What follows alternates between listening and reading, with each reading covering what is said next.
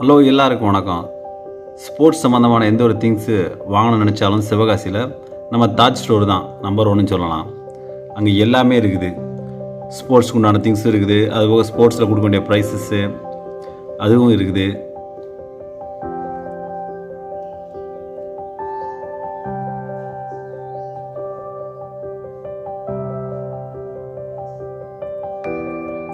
எல்லாருமே விளையாடுற மாதிரியாக எல்லா திங்ஸுமே இருக்குது. பேட்டு, டென்னிகேட்டு, ஃபுட்பாலு, வாலிபாலு அப்படின்னு எல்லாமே வச்சுருக்காங்க.